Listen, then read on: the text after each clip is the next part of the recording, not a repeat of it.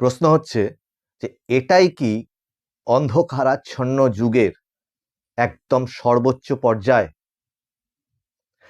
আমরা, আপনারা, আমরা এই জনগণ, এই সমস্ত মানুষদের ভোট নামক একটি জিনিস দিয়ে তাদেরকে জনতার প্রতিনিধি হিসেবে বিধানসভা, লোকসভা এই সমস্ত জায়গাগুলোতে পাঠাই গণতন্ত্রকে শক্ত মজবুত করবার জন্যে, সংবিধানকে মেনে চলবার শপথ নিয়ে এই সমস্ত জনপ্রতিনিধিরা একদম পঞ্চায়েত থেকে শুরু করে লোকসভা পর্যন্ত আলো করে, সিংহাসন আলো করে বসে থাকেন এবং প্রত্যেকে 5টি বছর জনতার সেবা করবার নাম করে শাসন কার্য পরিচালনা করেন।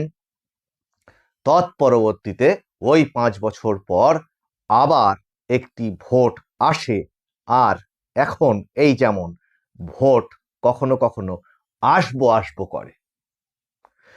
নমস্কার, মানুষের ভাষায় আপনাদের সকলকে স্বাগত। আমি প্রবীর রায়চৌধুরী আপনাদের সাথে। কি ঘটছে চতুর্দিকে? গতকাল থেকে আজকে এই সন্ধে পর্যন্ত যদি সাধারণ বাঙালি সহ সারা ভারতবাসী চোখ মেলে দেখেন, তাহলে সবাই প্রশ্ন করছে একজন আরেকজনকে, এমনকি নিজেও নিজের কাছে। যে কোনো দলের সমর্থক আপনি হতে পারেন, গণতান্ত্রিক দেশে যে কোনো রাজনৈতিক মতের সমর্থক আপনি আমি হতেই পারি, কিন্তু প্রশ্ন হচ্ছে, গুলিয়ে যাচ্ছে চোর কে? এ কোনো পাড়ার পাড়ার কোনো ছিচকে চোর না, এ কোনো ছেলে খেলা স্কুলের পেন্সিল চুরি, জ্যামিতি বাক্স চুরি এরকম না। এখানে দুটি সাংবিধানিক বা প্রশাসনিক জায়গা সর্বোচ্চ, সেটা কে কে? একজন একটি রাজ্যের মুখ্যমন্ত্রী, আর একজনরা কারা? আর একজনরা হচ্ছে এই আমাদের মহান ভারতবর্ষের গণতান্ত্রিক ব্যবস্থার সর্বোচ্চ তদন্তকারী সংস্থাদের একটি। এখন বিষয় হচ্ছে, এ ওকে বলছে চোর, ও ওকে বলছে চোর। কি সাংঘাতিক অবস্থা! এইটা কি অন্তত একবার কেউ ভেবে দেখছে? এটা সমাজের প্রতি কি বার্তা যাচ্ছে? এটা কি শিশুদের কাছে, আগামী প্রজন্মের কাছে, তাদের কাছে কি শিক্ষা যাচ্ছে? এনারা দেশকে শাসন করবার জন্য কেউ কেউ, শাসন অর্থে ছেড়ে দিন, দেশকে সেবা করবার জন্য কেউ কেউ, আবার এই যে তদন্তকারী সংস্থা এরা যে সত্যকে উদ্ঘাটন করা, অপরাধীকে চিহ্নিত করা, করে তাকে আদালতের কাছে পেশ করা, এই সমস্ত দায়িত্বে নিযুক্ত মুখ্যমন্ত্রী। সে কোন একটি রাজ্যের বিপুল সংখ্যার মানুষের মতামত বা ভোটের দ্বারা জয়ী হয়ে সেখানে মুখ্যমন্ত্রী হয়েছেন। তার প্রধানতম কাজগুলির মধ্যে প্রধান কাজটি কি? সংবিধানে যা আছে সেই অনুযায়ী এই দেশের ব্যবস্থাটাকে পরিচালনা করবেন, যাতে জনগণ রাষ্ট্রের কাছ থেকে যে সুফলগুলো তাদের হক পাওনা সেগুলো যাতে ঠিকঠাক পান। এবং সেখানে একটি রাজনৈতিক দলের প্রতিনিধি তিনি হতেই পারেন। অবশ্যই বহুদলীয় গণতান্ত্রিক ব্যবস্থায় একটি রাজনৈতিক দলের প্রতিনিধি তিনি হতেই পারেন। কিন্তু গতকাল থেকে আজ পর্যন্ত আমরা কি দেখলাম? কোনো একটি কয়লা এবং সেই সংক্রান্ত কয়লা কেলেঙ্কারি সংক্রান্ত তদন্তে, যেটা অবশ্যই বহুদিন আগে, 4 বছর, কেউ বলছেন 2.5 বছর, আচ্ছা আমি সেইটাকে ধরেও যদি নিই একটা বিলম্বিত তদন্ত, সেই তদন্তটার জন্যে তারা এই কলকাতায় আইপ্যাক নামক একটি সংস্থার অফিসে হানা বা রেড করলেন। তৎপরবর্তীতে এবং সেই সংস্থার যিনি কর্ণধার তার বাড়িতেও রেড হলো, এবং ইডি সূত্র মতে সঙ্গে আরো 10টি জায়গাতে, মোট 10টি জায়গাতে এই রেড হয়েছিল বা তাদের হানা দিয়েছিলেন তারা। এর আগে আমরা দেখেছিলাম কি, শেখ শাহজাহান কাণ্ডে সন্দেশখালিতে এই ইডি রেড করেছিল এবং সেখানে তারা বাধার সম্মুখীন হয়েছিল, সিবিআই বাধার সম্মুখীন হয়েছিল এবং পরবর্তীকালে সেই তদন্ত কোর্ট পর্যন্ত যায়, শেখ শাহজাহান অ্যারেস্ট হয়। কিন্তু এই যারা এই কাণ্ডটা করেছিল তাদের বিরুদ্ধে কি ব্যবস্থা হয়েছে, যারা ওই গাড়িটা ভাঙচুর করেছিল তাদের বিরুদ্ধে কি ব্যবস্থা হয়েছে জনগণ জানে না, এখনো পর্যন্ত আমরা জানি না। পাশাপাশি গতকালকে যে ঘটনা ঘটল, মুখ্যমন্ত্রী তিনি সেই আমরা অবাক হয়ে দেখলাম যে তিনি সেই কর্ণধারের বাড়িতে চলে গেলেন, 9 মিনিটের মধ্যে কিছু ফাইল, মোবাইল ফোন এইগুলো নিয়ে চলে আসলেন, বিবৃতি দিলেন সেখানে সাংবাদিকদের দাঁড়িয়ে। তৎপরবর্তীতে সেখান থেকে তিনি খোলাখুলি জানালেন যে এরপরে তিনি আরেকটি অফিসে যাচ্ছেন, সেখানে গেলেন, গিয়ে আবার একই রকম ভাবে আমরা দেখলাম যে হয় তার অথবা তার দেহরক্ষী হোক অথবা পুলিশের কেউ হোক, যে হোক একজন ব্যক্তি, যিনি অসংখ্য ফাইল কোলে করে নিয়ে এসে তার গাড়িতে ভরে দিলেন। 4 ঘন্টা মুখ্যমন্ত্রী সেখানে থাকলেন, তৎপরবর্তীতে সেখান থেকে তিনি চলে গেলেন। সেই কর্ণধার প্রতীক জৈন তার নাম, তিনি সেখানে আসবেন, আসার পরে তিনি যাবেন এটা ঘোষণা করলেন এবং তিনি আসলেন এবং তারপর তিনি চলে গেলেন। আরো খানিকক্ষণ পরে সন্ধ্যের দিকে মোটামুটি 6:50 কি 6:45 এরকম টাইমে সিবিআই যারা অফিসিয়াল ওখানে ছিলেন তারা আরেকটি গাড়িতে করে চলে গেলেন।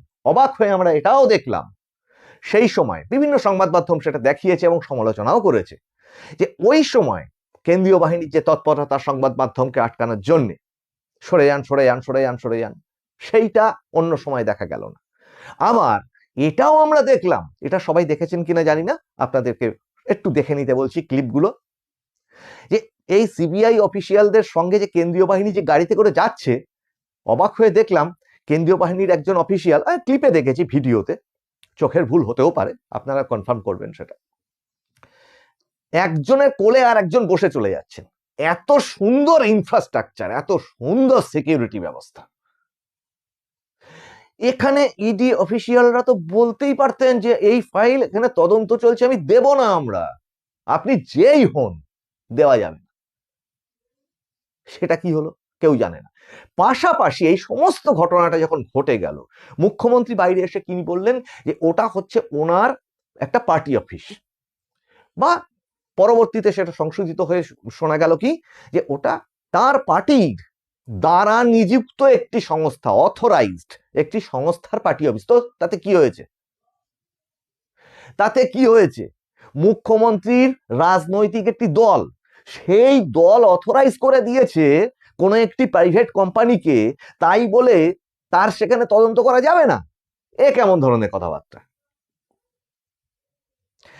আর সেই অথরাইজড দলে ইডি রেড করে নাকি তার ইলেকশনের যে সমস্ত তথ্য, তার রাজনৈতিক দলের যে সমস্ত তথ্য, সেগুলো নাকি ট্রান্সফার করে নিয়েছে, চুরি করে নিয়েছে। চুরির অভিযোগ আসলো। পরবর্তীতে কি দেখলাম, ইডি হাইকোর্টে তাদের যে পরবর্তীতে ইডি একটা প্রেস বিজ্ঞপ্তি দিল এবং তাতে কি জানালো যে সেখানে একই রকম কথা, মুখ্যমন্ত্রী তাদের নথি নিয়ে গেছেন জোরপূর্বক, আরো বিভিন্ন অফিসিয়ালরা সেখানে ছিলেন। এখন এই সমস্তগুলো, এই ঘটনাগুলো বিবৃত করবার এখানে সময় নষ্ট হবে, কিন্তু বিষয়টা হচ্ছে এটা কোন মানে দেশের সামাজিক পরিস্থিতি। আইনজ্ঞরা আইনজ্ঞের কথা বলবেন, টিভিতে টক শো বসবে, এই পক্ষ বলবে ওই তোমরা আগে করেছিলে, ওই পক্ষ বলবে এই এটা করেছি, বেশ করেছি। গণতন্ত্রের সবাই হচ্ছেন ধারক এবং বাহক।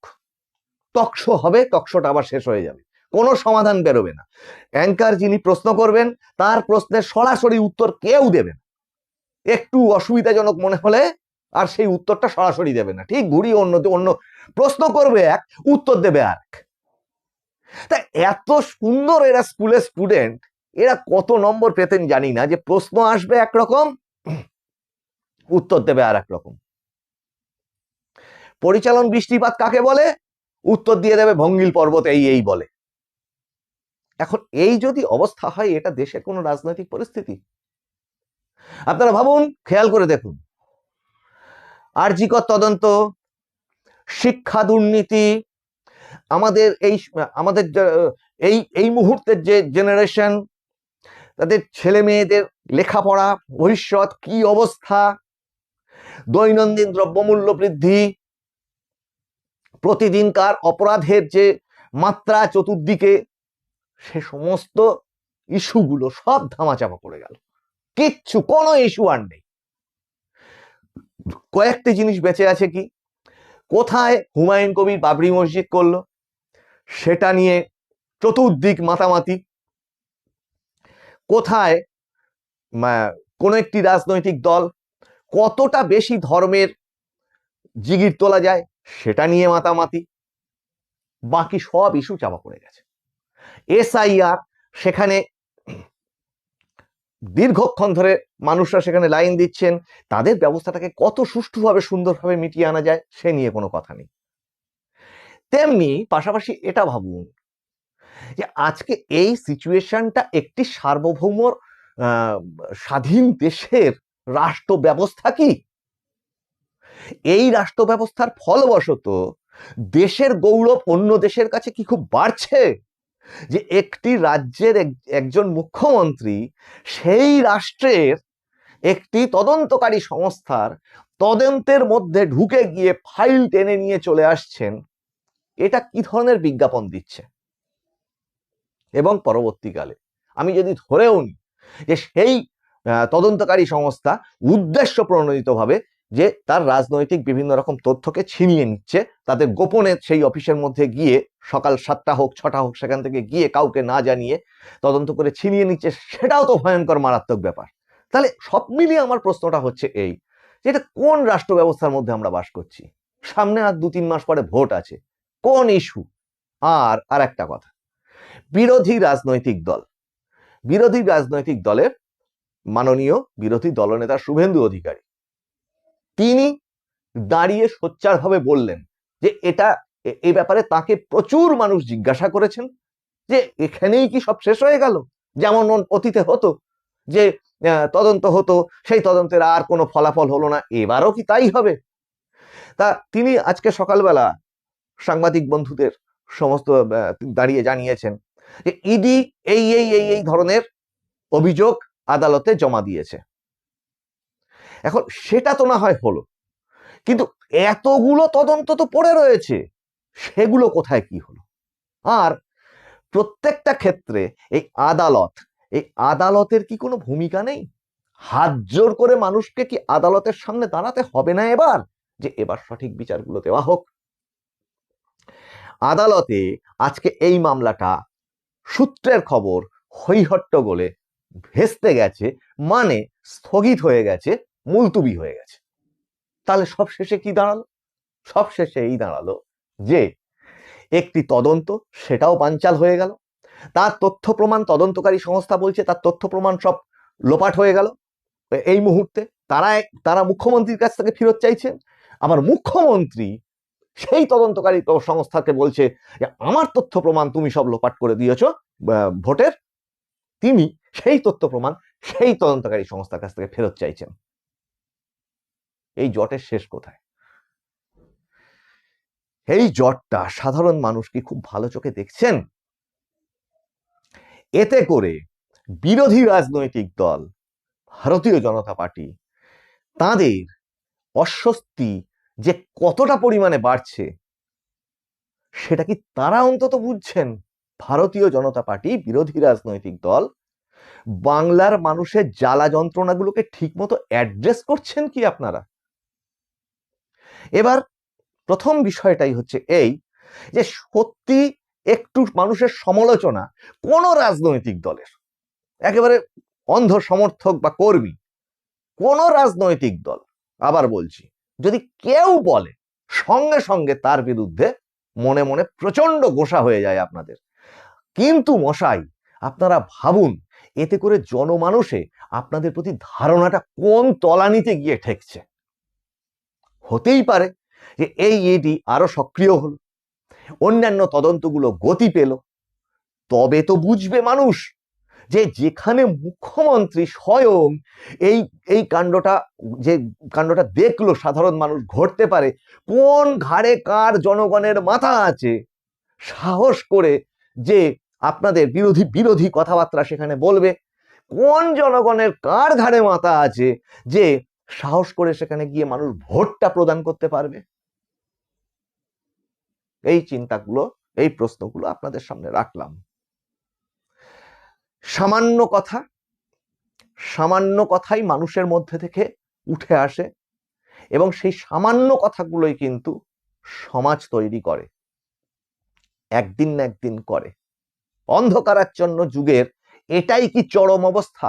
এই প্রশ্ন দিয়ে এই এপিসোডটা শুরু করেছিলাম।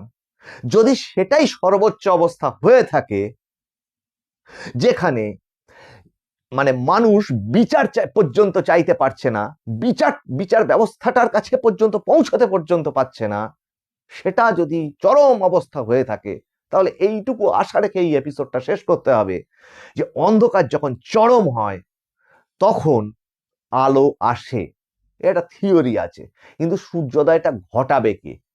ঘটনা হচ্ছে সূর্যোদয় কাউকে ঘটাতে হয় না। আশার খবর এটা যে সূর্যোদয় আপনা থেকেই ঘটে। এপিসোড কেমন লাগলো আপনারা জানাবেন। আজকের এপিসোডে এই পর্যন্ত। আপনারা কমেন্ট করবেন, আপনাদের মতামত জানাবেন। এই এপিসোডের পক্ষে বিপক্ষে সব ধরনের মতামতই আপনারা জানাবেন। আপনারা নজর রাখুন মানুষের ভাষার পর্দায়।